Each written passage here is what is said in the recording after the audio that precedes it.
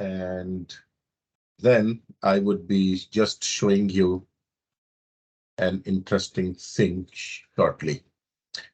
Okay, let me share my screen. And I'm expecting that you are looking at my screen right now. So yes, today we have a session. I've started recording already. We have a session of front end. And in front end, what we were doing, we were actually doing some cool stuff, fun stuff with our DOM programming. And the last thing that we did was, I think, let me just see that. Yes, so URL list, if you guys remember, I'll just run that one and show you, because what we were doing, I just wanted to show you that what we were actually doing over there, right? So I'll just show you that. So this was the last thing that we did, and it was doing some quite interesting things. If you guys remember that we were trying to get lots of events happening on our page, and we were just trying our best to just get those things done. So you remember when I hit next picture, it actually takes on the next picture. It actually takes on all the pictures from that URL, URL of JF JavaScript file that was there. Then we had this button called load URL. If I click on this load URL, you remember that we were getting this these all the URLs over there.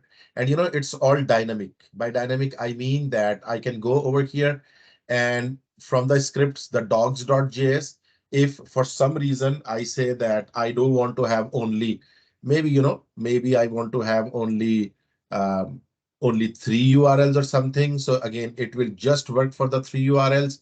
If I just cut it for a second and I hit save and I show you that running, you will see that it will be just few pictures, like whatever pictures I have given. So again, it is not going to the main picture, but anyhow. So and if I load URL, you see only 3 URLs are here. So it's all by dynamic. I mean that it's actually taking all these URLs from here. And did you guys remember that we had talked about that we have got this index.html that is running over there, and it is taking this script, and script was quite interesting. If you guys remember that we talked about that we have got a script over here that runs in a way that we were first of all, I told you that we should have a window, the giant object window, which we associate an event with, and we say that when all the contents are loaded, please run a function. And then when the function was running, I was getting the reference to the dog picture and as well as the next button in the beginning. And then to the next button, I associated an event called handle click. And this handle click event was working over here. And then we just talked about next dot add event listener. And in that handle of the button, handle click, what we did was we were changing the source of dog, and we were changing the source of dog to the next dog image URL. And that was quite an interesting method that we defined. And before that, we defined a variable called current dog index equal to 0. It started with the 0. And over here, what we did was we started that one and we said that dog URL is equal to current dog index plus plus, just increment 1, and then check if the current dog index is equal to dogs.length. If it is equal to length, make current dog index equal to 0 so that our first picture comes back. And then you can return the dogs of that current dog index. And is it typically better to download the photos rather than use the link? Something will make changes and it stops working. Natalina, it should not that be an issue, but yes, you're right. In most of the situations, it is recommended that you should have all the resources which you are using in your folder. Yes, that's something, a recommendation rather than maybe requirement. But of course, on the other hand, some people, they would like that I don't want to keep so much pictures in my folder, so that my folder will get a bit of the heavier or things like that. So it really depends on you. There is no hard and fast rule about that one, Natalina. I hope you got my point. So return dog index, and then we talked about the load, and this was quite interesting. And I told you that what it was doing, that it's actually we use this load is equal to document.query selector. We take the load button first of all, and then load dot event listener. We add an event listener of click to the load, and we call a function load URLs. Now that is a function that is quite interesting. That function does what? This function, first of all, creates a new ordered list, OL. After creating that, it runs through the dogs URLs, which are in the dogs.js. It takes that collection, take one dog at a time, like one URL at a time, store that in URL, and then it says creates an li for that one, and one li is created. In the inner HTML of li, this was quite a funny thing, and I told you that in the inner HTML of li, it does what? It has this href is equal to URL. We are giving the URL by itself, the URL which is passed to the function. Again, we are talking about the same value that is coming. So it should come, and after that, in between is the URL is again written over here. And then when this li is cooked up, this ready, we make OL to append the li. And now we have got, when this loop will exit, our OL will be all populated with all the LIs that are made for each of the URL over here.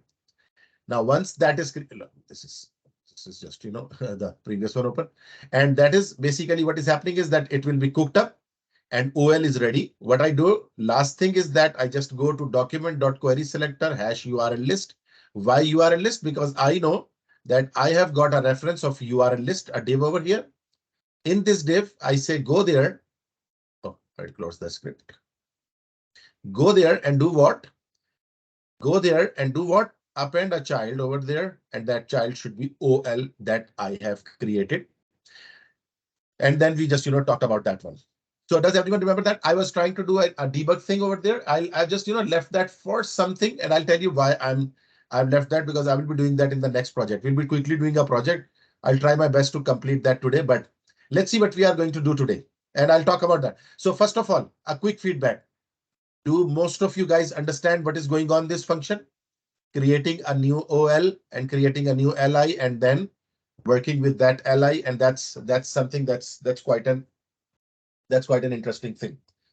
Make sense, everyone? Now Ethan says yes. Okay, so what we are going to do today, that will be quite interesting. We are going to create something like this. Look at that. Look at that. We are going to create something like this. It might be called as a, whatever you call it. It might be, you can call it a library project or a book, whatever. We'll just, use that one. Now see what it will do. It has multiple things being done. If I click on submit directly, it says in a red color, it says no field should be left empty. And it goes away. The pop-up goes away. And for that, I just remembered something very important. And I'll talk about that. And if I enter everything right, so for example, JavaScript, ABC author, 123 ISBN, and if I click on submit, it says book added successfully, and that goes away. And Java ABC 123 is added on our book, and I can add another book. And again, there is no check right now, validation check. So it adds 2 books. It adds books successfully. When I click on this one, it says deleted book successfully. The book is deleted. And if I click that back, it says deleted book successfully. If I left any of them empty and I click that, it said no field should be left empty. Are you guys getting that one? It will be best practice for whatever we have learned till now. And I'll go very step by step. So do you guys think that this would be a nice project? I'll be starting this project. Before that, even I remember something, I'll talk about that. But do you guys understand this? We will be doing this project over here today. Do you think that would be a good practice of whatever we have learned till this point? Yes, exactly. That's wonderful. So we will just try to do that, and just give me a second, and I would be just starting that one. Okay. Right. So let's see that. I will just show you something. Let me just open a few things. Okay, so I'm just setting that up. But before that, I just got remember I need to discuss 2 functions that are very interesting, and you will really enjoy those functions. I first of all would like to talk about them. Just give me a second. So here in this our previous application, like the one that we were working on, I want to introduce 2 new things over here. And that is, again, the two new functions. And those two new functions are like, would prove you to be a game changer. They would be really a game changer sort of thing. And I'll tell you what does that mean. The first function that I want to discuss over here is called set timeout. Set timeout. And the second function I'll talk about is called set interval. I want to talk about, and again, I'm still in the previous program, right? And I'll come to the new program, but I'm just, talking about this one. Set timeout. Set timeout is a very interesting function. And what it does, set timeout. I will, for the time being, or I'll just keep this code open, not a problem. And you remember that I will just, cut this rest of the code and I'll put that in the top again for the reference feature purposes. Now here, look what this set timeout does. It has a very interesting feature. If I come over here, and you remember that we are working everything on this function inside this function body. So if I say set timeout, so set timeout, and it's just added this over here. Don't worry about that. Set timeout actually accepts two things. It accepts a function in the beginning, like whole body, comma, it accepts the timer over here. And timer is in milliseconds. So if I write 1000, it means I'm talking about 1 second. Now, what does that mean? Look at that, this function. Set timeout is a function. Set timeout is a function that takes two parameters, a function, callback function, and one timer value. What set timeout does, after the lapse of this much time, this function gets executed. So did you guys get that one? I'm repeating. What set timeout does, it will execute this function after this time is lapsed. This time is gone. 1000 millisecond means it is in milliseconds. Millisecond means after 1 second, this function will run. Now, let's check this one. I come here and I write console.log. Rather console.log rather than console. Let's do alert. 1 second gone. Now, 1 second is too early. Why not? I put a 3 second, for example, just to check that one. 3 seconds gone. And I say 3 seconds gone. Or done, whatever. You guys get it? Now let's go back to our program. Okay, let me refresh that. I refresh that and look at that. 1, 2, 3. Did you guys understand what is going on? After 3 seconds, it runs this function. Doesn't that look very cool? After 3 seconds, this runs this function. So when 3 seconds are gone, it will run this function, which is over there. I know some of you might have just forgotten that syntax again. I'll go back over there.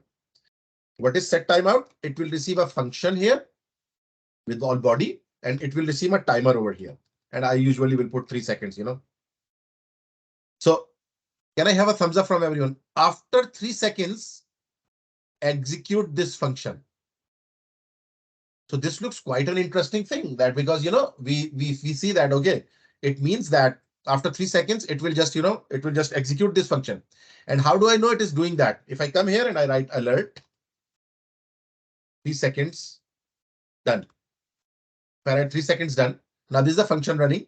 If I go back to my page, and if I just refresh, look at that. 1, 2, 3.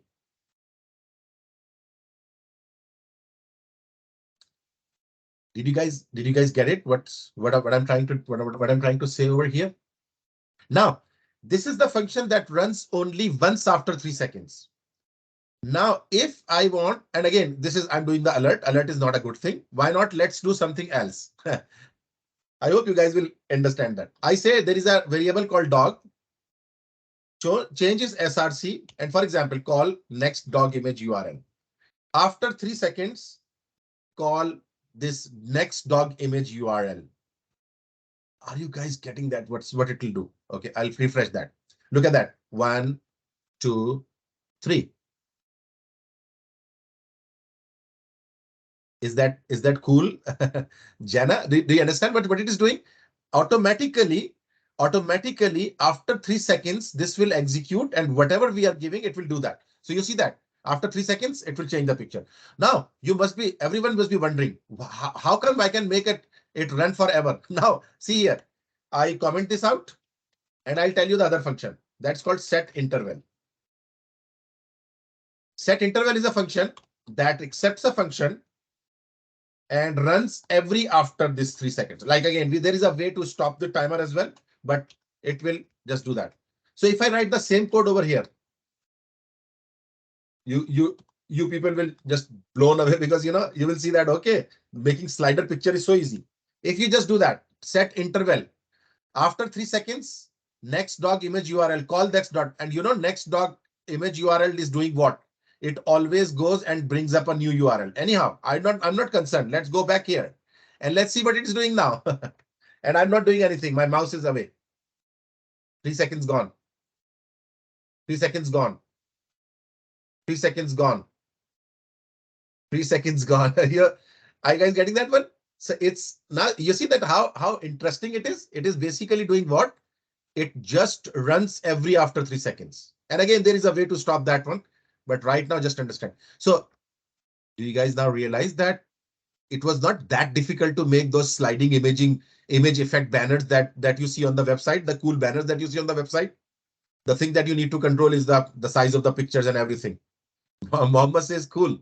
Are you guys getting that? I'm doing nothing, and this is doing by itself. Yes, it's a sort of a slideshow or something. Now, and since it's a slideshow, all right, not slideshow by the way, and it's a slideshow, it has become.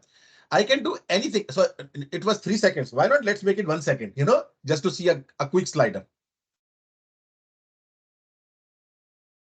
1 second.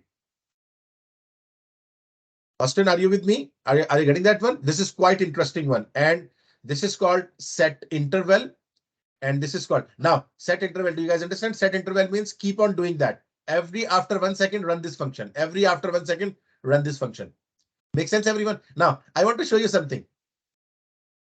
So I'm uncommenting that again, the timeout, because that runs only one time.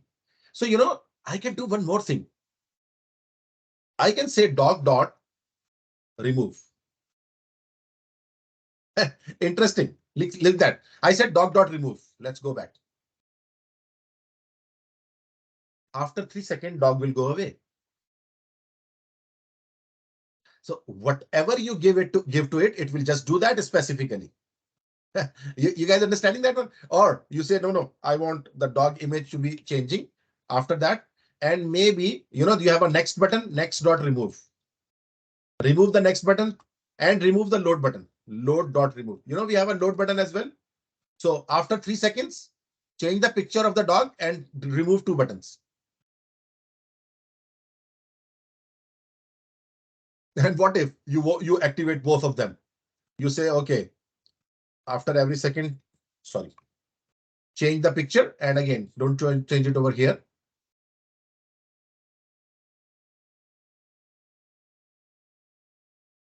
Now see, so after 3 seconds, you see, after 3 seconds, the buttons will go away. And in the meantime, 3 pictures will change.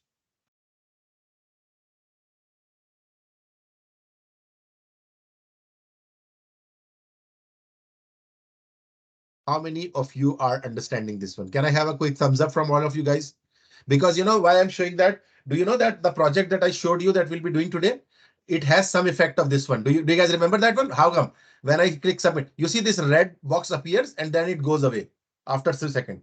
Are you guys getting that? What does that happening? What is happening? It's actually removed from and in the same way, the success message also goes away. Success message comes, book added successfully, and then it goes away after 3 seconds or 2 seconds or 1 second, whatever. Jenna, are you with me? Everyone? Mallory, John, Ethan, the names that I can see, Jelibeth. Are you guys understanding this one?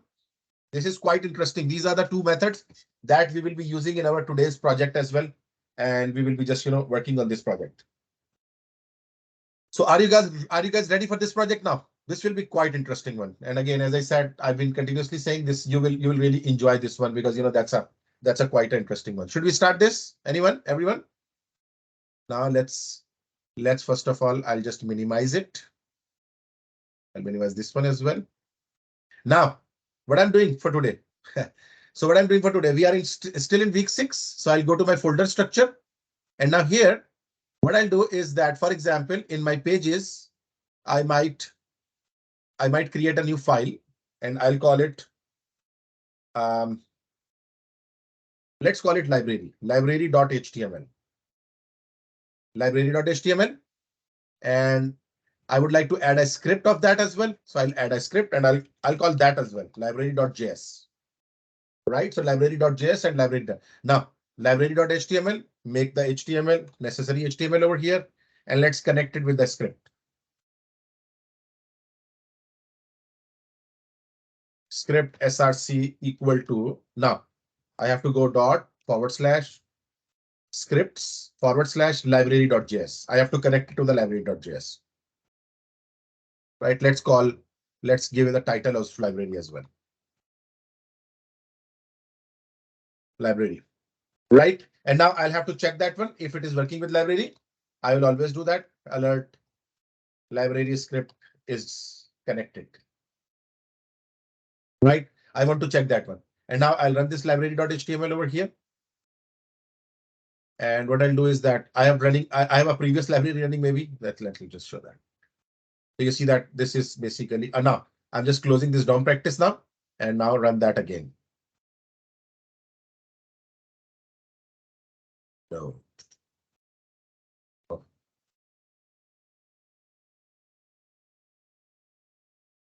Okay, I don't want you, I don't want you, I don't want you. I don't want the dog one. I just want this library HTML. Okay, so let's run that and open with live server.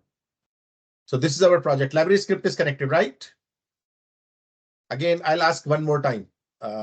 Everyone is ready. I'll just remove this one. Everyone is ready, and we are just trying to do something over here. Good, wonderful. So let's go to the library.html first of all. This is our library.html. And let's start making the form, because we need a form over here, right? A form, and that would be a good practice of form as well alongside. So to create a form, let's see that what I'm doing in the body. First of all, I'm starting with a container div, because always it's a good practice. And by the way, let's first of all do another important thing. So I told you that there are lots of pre-made libraries that we can use. One of the CSS library, very interesting, that I have used over here is called Skeleton CSS CDN. Search for that, Skeleton CSS, and I'll share the link, by the way, don't worry. Skeleton CSS, and I'm copying this first skeleton min.css link tag. And don't worry, I will paste it to your. I copy this from here, and I go to my project, and in the head after title, I will add that. So I have added this one, and again, I will type that on the chat as well. You can take this one if you are unable to find that. It's basically a library called skeleton.css, and that would be a very interesting, because like Bootstrap or like previously made libraries, we don't need to do anything else. So add this library. I hope everyone has done that. Just add this library over here. Now, after adding this library, I come to the body, and let's start. I'll create with a class container, like a div with a class container. And why is that? I will let you know. First of all, am I running this file? Library.html. Yes, it is running.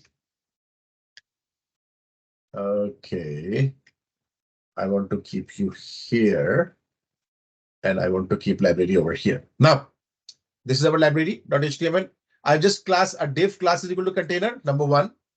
Here, I'm just giving an h1, and I say add book. Look at that, add book.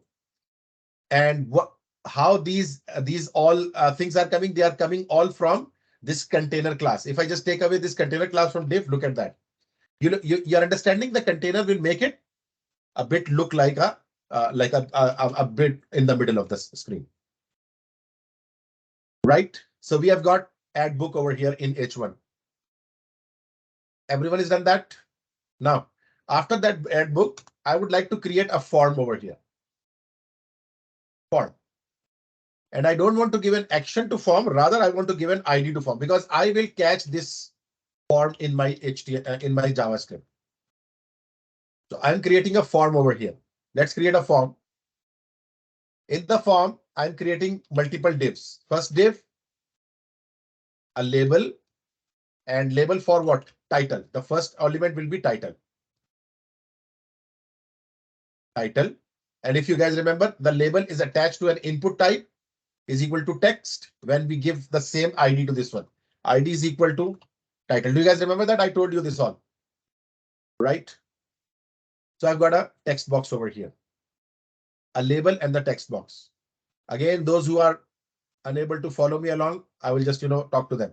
Now, the skeleton CSS that I have added, it has a very interesting class. If you apply that class is equal to the input box. If I apply u dash full dash width, if I hit save, you will look that it will go to that container parent size, full width. Now I'll copy and paste this div to everyone so that everyone is with me. If someone was not able to type that,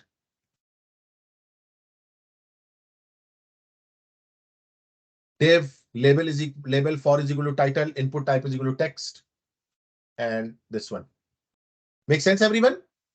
Should I move forward? Because I will be just copying and pasting this div sometimes, and then I'll just use that. So I'll just copy and paste this again. Now the second one will be for author.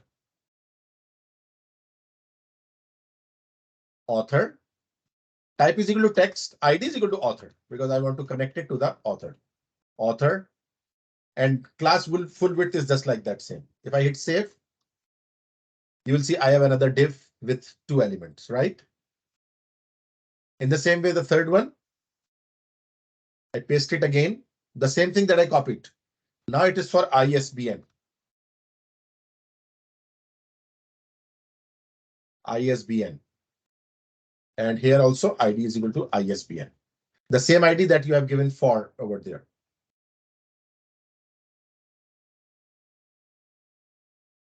I will complete this one and then I'll take a feedback from everyone. Now I would like to create one more div for the buttons. I want to have 2 buttons over here.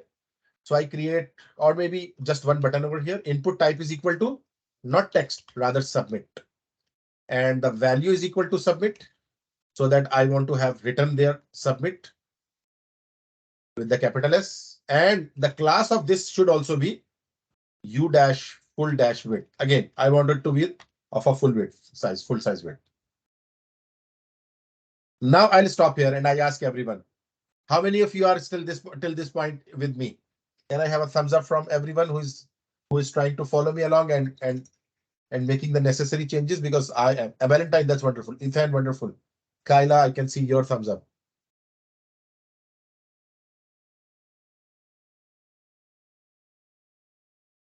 Jennifer, that's a good thing because Jennifer, if you give me this feedback, I can copy and paste for you as well. If you are, I know that some people have challenges in just following along quickly. That's the problem. Does U full width makes it width of full screen? Even that's a wonderful question.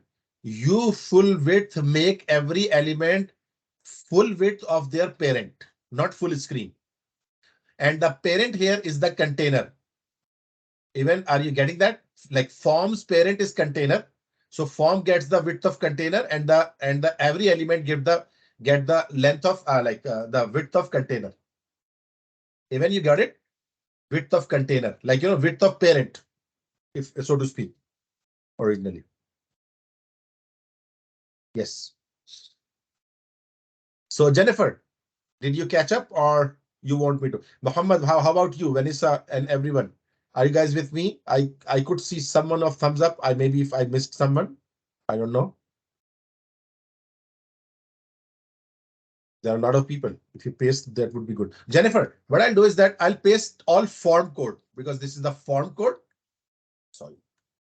This is the form code. So I'll paste the form code. Yes, so this is form.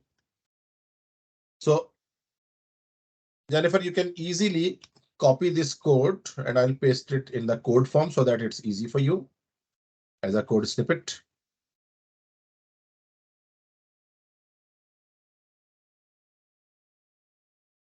The form should be there now for you. Okay, Stephen, that's a very good question. Would someone like to answer this? Where is the class U full width created? I need answer from you guys. Stephen has asked a very good question. Skeleton CSS. Even thank you very much. So, Stephen, you remember we have taken out a class of like CSS of skeleton. So actually, this is coming from skeleton. Thank you, Evan, for that answer. Now, this looks much like what we are required to do. I'll just show you the one that we have, the library that we are creating. You remember, it looks like that, but it has something left. Like it has something, the table on the bottom as well. Because when we add a book, it goes in the table. You see, it goes in the table. So what else I need? I need after the form. Look at that, everyone. But inside the div, after the form, I need the rest of the part. So I would give, for example, over here, I might want to say that I have a table here. Table, right? And that table again will have a class of u width, u dash full dash width. Again, I want to have a full width, and I would like to give it this ID of data to table. Now I'll create a t head, and that tr inside that, and th is inside that, and I'll say title, and then I'll say author, and then I say ISBN. Look at the output. I've got a table over here. Title, author, and ISBN, which is the T head, table head. Now, more important than that is after this T head should be T body, which is empty right now. T body. But do you guys understand when we add a book, look at the running project. When we actually add a book, that becomes the row or the T body of the table. Even, are you getting that one? Of course, that is not there. But if I say you something virtually, if I write a comment over here and I say actually it will contain what? It will contain a tr. When I add a new book, it will have a td. For example, name of the book, Java. Are you guys getting that one? What I'm saying? Java and Ivor Horton, maybe the author. And the next td will be ISBN 1234. How many of you are understanding? Actually, that would be created by the code, and we won't. Of course, there is no table up there. But do you, from yesterday's lecture, do you guys remember how easy it is to create a tr? But we have to capture the value and create a tr over here. Makes sense, everyone? And for that very reason, I would like to give this t body also ID is equal to I will say book list, for example, book dash list, because I will be adding the book list over here in the t body, the TRs that I will be creating. So I will give it an ID of T book list. Now, for those, again, if still a little problem with the table code, I will share the table code as well. Will make your life easier. And again, so that you guys are trying to follow me along more than typing the code. So I've just done that one over here.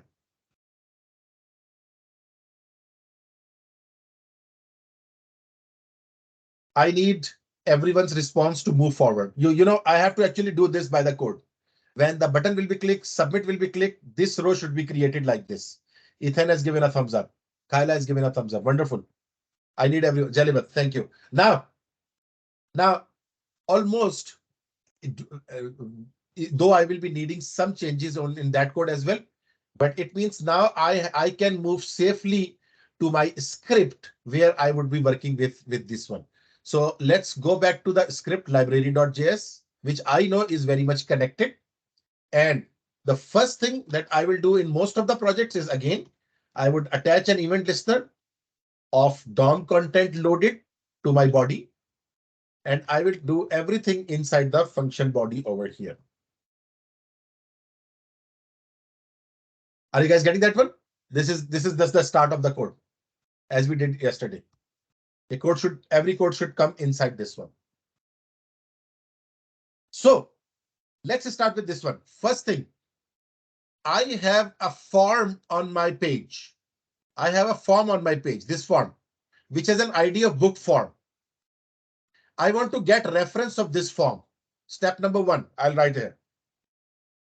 Get reference to the form of HTML page.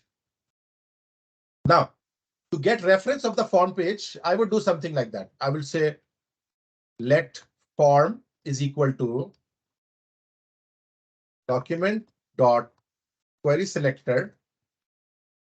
Now, what is the name of form? Come here.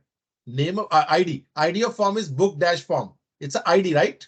So I'll come here and I'll say hash book dash form.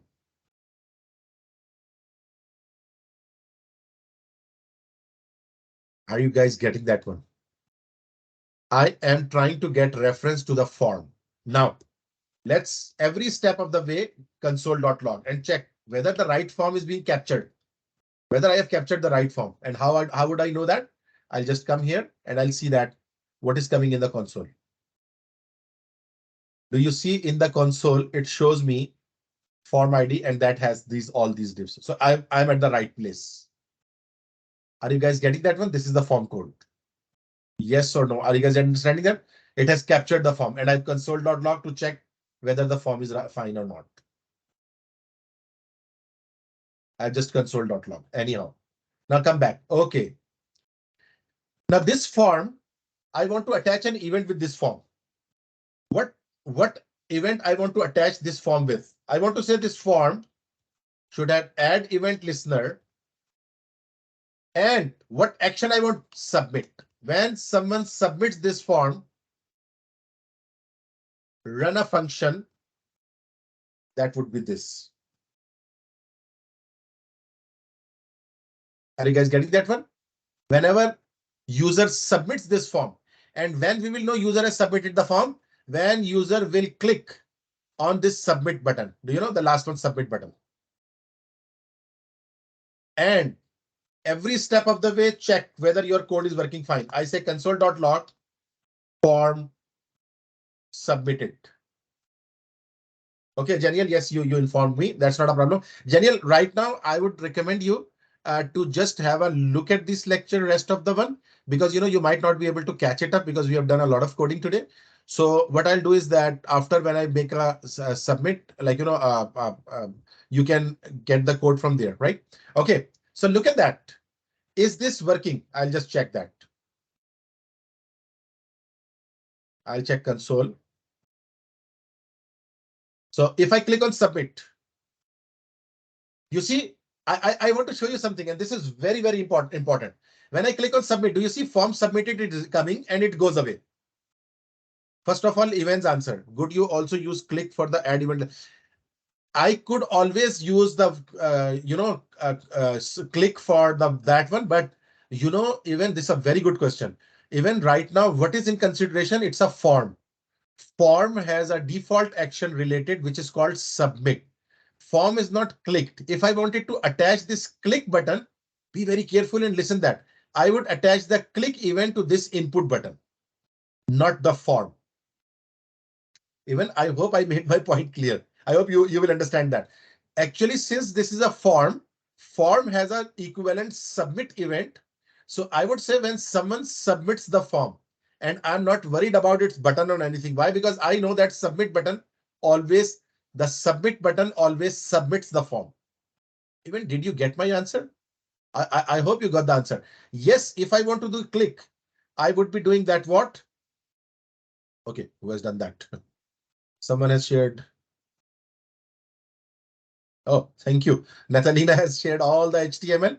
Yes, Natalina, if you if Janiel wants to follow it along, Janiel, you can do that. But I was just thinking maybe you might get confused by having that one. But anyhow, if you want to follow it along, I would also be happy to share your code, because this is just the script that we have written down, and the code is already shared by by Natalina. Right. So even did you get my answer? Event, did you understand? Submit event. Why I'm doing submit? Okay, wonderful. Now I want you to understand something. You see, when I hit submit, do you guys also see form submitted comes and goes away? Even do you experience that one? Now remember that's a very important problem to have right now. Remember, I told you this is very important, the event.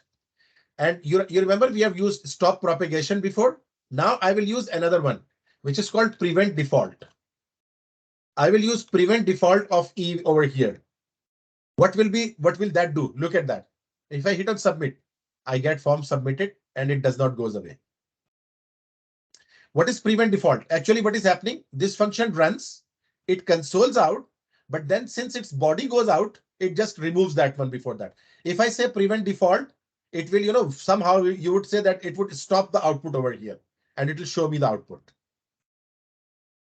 Does that make sense to everyone? Prevent default. This is very important because event is generated and event is again, propagated, or event does what? It just, we skip out of this body. And when we skip out of this body, console.log also goes away from that. So we say prevent default, don't do the default thing. Rather, just output should be there. It should be displayed on the output. Did I make my point clear? I hope I made my point clear. Can I have a thumbs up? Prevent default. If I just take it away, you can see what is happening. That my code executes and it shows function submitted, like the form submitted, but it goes away. If I do prevent default, it will not go away. It will show that yes, form submitted is right. Okay, that's wonderful. That's wonderful. Now, I don't want to console this. Rather, I want to do something. Look, listen what I want to do. I say when user clicks on submit, the value, the value of title, the value of author, and value of ISBN should be collected, and it would be sent somewhere. But let's first of all collect that one. To collect those values, I'll say a title variable is equal to document dot query selector hash. Now see here. Do you know that we have got this title has an ID of title? Are you guys understanding that one? This title has an ID of title. So if I come here and I say hash title, and I want to show you something. Are you guys getting that one? In my JavaScript title variable, go and catch reference of this title input box. Now, I would like to show you something. Console.log. If I console.log.title, what has captured? What has been captured? Let's see that. If I enter something, hello, I have entered something and I hit submit. Look at that. I have got the input type is equal to text, ID is equal to title because I have captured the title. Are you guys getting that one? Now, I'm not interested with the tag or element over here. I'm interested in the value that is coming from that one. And if I come here and if I write dot value, and I now enter hello, and I hit submit. Can I have a thumbs up from everyone who understands this one? Because I wanted to show you, if I just use the title, it will get the reference of the tag. I am saying no, what is the value inside that title? And that title value is coming up over here, and that is hello right now. Evan, are you with me? Evan, because you always are concentrating hard, so I'll just ask you, did you understand? If I just don't do that, and if I enter anything, if I hit submit, it gives me the text box. I don't need the text box by itself. I need its value. And now, if I enter something and I hit that, you see that the text value is coming. Wonderful. Now, if you are with me, I'll remove the console.log. And if I do something here, Control C, V, and V. Now, after title, I would say author, and author also has a ID of author. So I'll say author. And for last one, I would say ISBN. And that has an ID of ISBN. Do you guys remember what understand what I'm saying? Now, when I hit submit, title, author, and ISBN should be captured from here. And they should be available in my JavaScript variables, title, author, and ISBN. Now, that would be the same as the title. Yes, but again, right now, I need that value. So now see here. Now Valentine, see here, console.log. If I say title, comma, author, comma, ISBN. Look at that. Look at that. Valentine and everyone. I say title Java. I say author Ivor Horton. Anything. And I say 1, 2, 3, 4. Now look at that. If I hit submit, look my output. Java is Jaswa, Ivor Horton, and 1, 2, 3, 4. It has given me all three values over here. I will stop here because I have done a lot of things and I want everyone to be with me. Is everyone, Jennifer, are you able to catch up the code? Because I've just copied and pasted a lot of things. So I've just title, author, and ISBN. I'm capturing the value from them. After capturing, I'm just console that. That's wonderful, Jennifer. That's very good to know. Now, here comes the concept. I have successfully. Oh, you got null, Alan? Alan, there is a little problem in your code. Would you mind sharing your screen? And I would be happy to help you out right now, Alan, because that would be good if you get help right now. Would you mind sharing your screen, Alan? Oh, you are on two computers. So okay. So Alan, I know what problem you might have done. I'll share my screen back. First of all, I'll let you know that you can check those 2-3 things. First of all, Alan, go and check your HTML of these input boxes. Everyone should have the same ID that you are accessing. So title should have, in the input, title should have a title ID. In the input box, author should have an author ID. And in the input box, the ISBN should have an ISBN ID. And then while catching them over here, I'll open that. While catching them over here, you will say hash title. It means go to the title input box, go to the author input box, and go to the ISBN input box. So just answer I've written before. I don't know why it has the memory words. Okay. So do you guys see that? It's now doing what? It's doing a wonderful thing. Whatever I give over here, if I say hello and someone, author is someone, and it's 22222, and if I hit submit, you see hello someone 22222. It's getting the data from there. Oh, Ellen. So why not you copy this code from Natalina? Natalina has shared all the HTML code. Why not you replace your all code with the code of Natalina? Few messages back, she shared like everything, like the HTML code. Or if you want, I can share my page as well.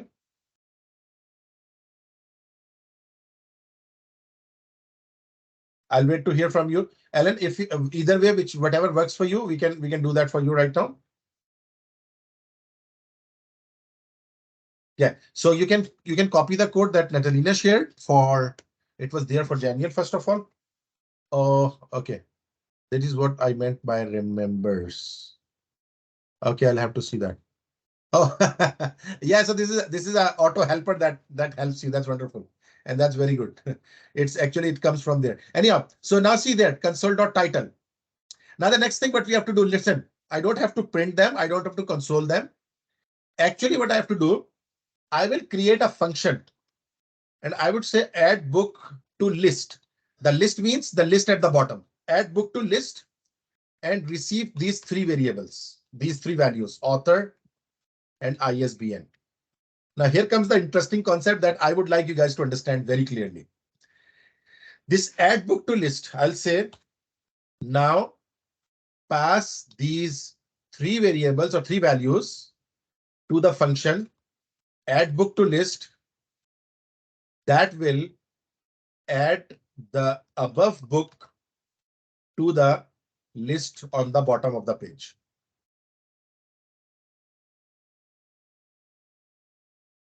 Are you guys getting that one? Pass that to add book to the list, which is not there, which I will create. And where I will create, be very careful. After my, because right now I'm in the form submit thing. I'll have to come out of it. After this prevent default, I'll come over here, and this one is the main one, window loader. Don't worry about that.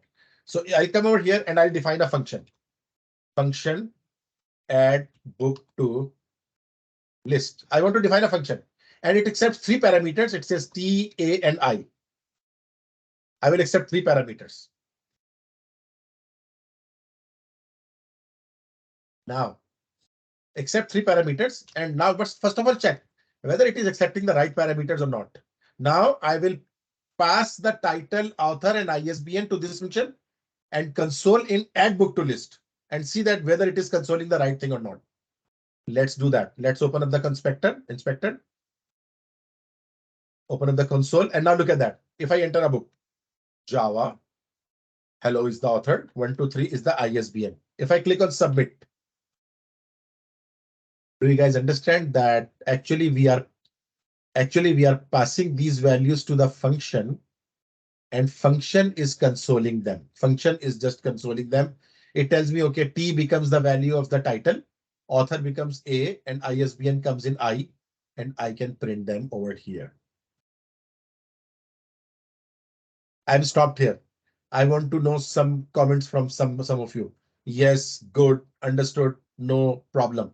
You know, I have created a new function, and I have passed those 3 values that I captured from the form, and I've passed them to the function add book to list, which has caught these values, catch these values, and after catching it is just showing them console.log T, A, and I, because it has caught the title, the author, and ISBN. Dylan, that's wonderful. Dylan, thank you. Alexander, wonderful, great. Alexander, I'm happy to have your comment as well. Matthew, that's wonderful. That's wonderful. And by the way, Matthew, is that a fun project we are doing? Is that a fun thing we are doing? You know, because we are live seeing how we'll be implementing all these kind of things over there. And that's really a great thing. Kyla, that's wonderful. Thank you, Kyla. Thank you very much. Now, actually, what this form will do, you know what this form will do? This function will create a new row in the table of the page of HTML page and add that row to the table. Add that data to the row of the table and show the data. This function actually has to do what? Do you guys remember? I told you. Actually, in library.html, in this book list, I have to create a TR for every book. Many, do you understand it? Exactly. But it will first create a row. Even look at it. First of all, it will create a row. Now, how it will create a row? So, for example, it will say var row is equal to document.create element, because the new data has come. So create a new row, TR. Create a new row. Step number 1. Step 1, create a new row. Now listen, very important. Row and you know, I'm doing an indirect way. Then I will ask even you guys to make it in a more optimized way. I'm doing it in indirect way. Let's see how many of you understand. I would say in a row, you will need a, like, you know, a TD, a column over there, first of all. So I will say TD1 is equal to document.create element TD. Now, rather than writing this, I hope you guys understand, and I would like very much. Do you know, I told you yesterday about row.innerHTML. I would say row.innerHTML is equal to, now see here, backticks. In the row.html, first of all, create a TD. Now, put the value of title first of all. How many of you understood this one? Because, you know, I will be very happy to know that you guys are. I could do this alternate way. You know, even I was trying to do that alternate way, but now I'm doing it directly because it would be a very much mess over there. Now create one more TD and put author inside that. Close the TD. Now create one more TD and put ISBN inside that and close the TD. How many of you guys are understanding this one? Are you guys understanding? I have created a new row TR, and in this row I have inner HTML. I have added inner HTML, one TD with title element, one TD with anchor author element, one TD with ISBN element. Now, since it is all done and I have created the row, let's come back over here. There is another thing that even said in the beginning. I will go to document dot query selector hash. Now, what is that area name? Even do you remember? That area name is book dash list. That area name is book dash list, right? Book dash list. Just give me a second. I'm getting a call from my doctor or something. So I'll be back. Just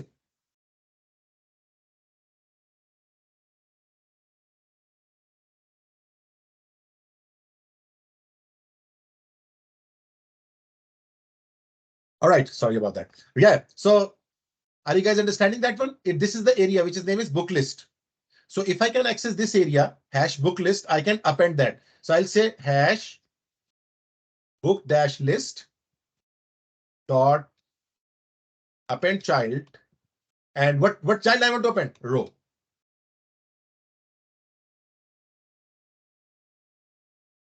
Are you guys with me? Create a new row whenever the data comes. Whenever I call you, you will get new data. By using that data, create a new row and go and add that row, append that child with the book list. What is the book list? Book list is T body, where this TR will be updated over here. Valentine, are you understanding this one? And yes, you are right. This is the same way you take your data to databases as well. If I hit save and if I show you something over here now, no need of console right now. If I enter a book name, HTML, ABC, 1, 2, 3, 4. And if I hit submit, look at that. And if I hit submit again, of course, I'm not changing the data. So it will add another row because every time function is called, this function will create a new row.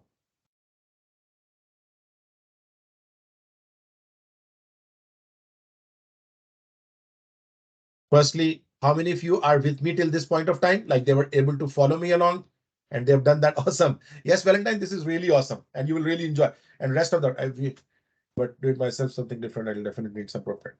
Ellen, yes, you're right, Ellen, but you have to.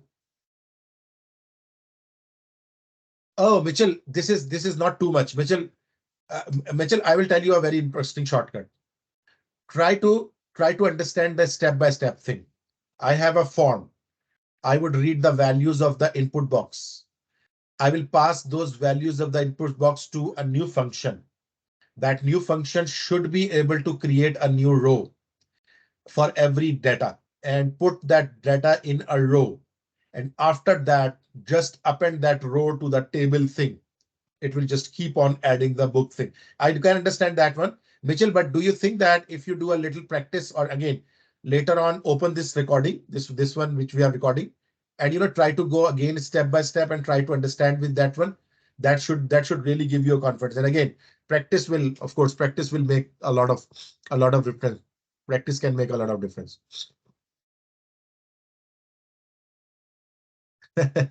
Rob, I will talk about that, but first of all, let's talk about adding a row. I know you want to you're really enthusiastic. For some reason, mine won't show up in the rows. You recently add something to the HTML that I missed, maybe. Natalina, no, I did not add anything, but you might be missing what I'll tell you. Natalina, you might not be referencing this append child properly. So I'll give you a shortcut, document.query selector. And after writing hash, you should not write light book list. Rather, you come here and copy this book list from here, Control C, and paste it over here. That would make you like, safe on that one.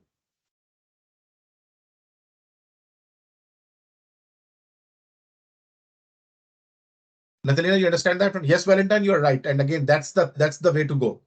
And I'm trying my best. Like, I know I'm a little fast, but that's again, if you want me to a bit slow, you can always let me know because that's something I will definitely do that.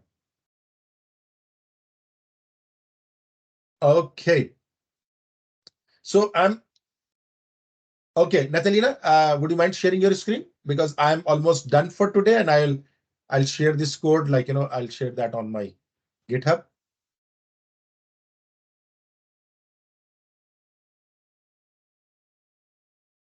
Okay, yes, maybe save and refresh should be the issue. Maybe Nathalina has done that one as well. Nathalina, if you want, you can share your screen. I've stopped sharing.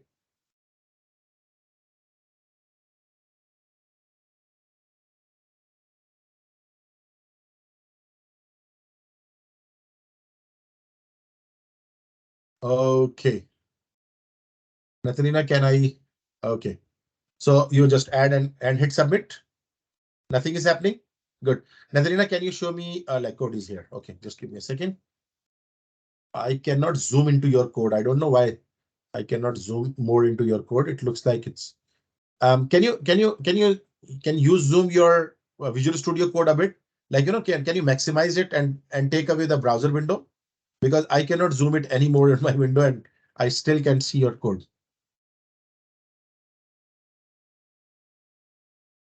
Okay, that still I'm finding it very hard to understand to see your code. I don't know, it's blurry for me or for everyone. Looks like the code looks very blurry for me. And I cannot read the code. Nathalina, can you? Yeah. That's wonderful. Control plus you are hitting maybe. So look. Let me look at it.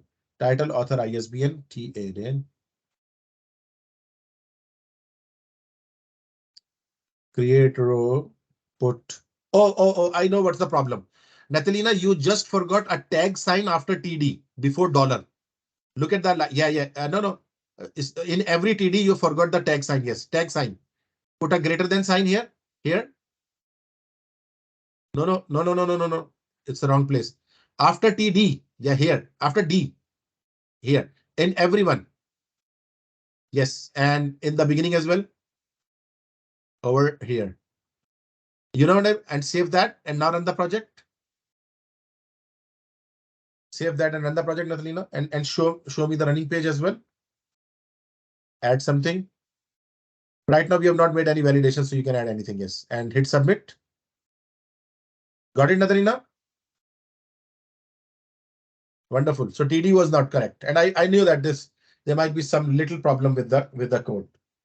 So I've stopped recording.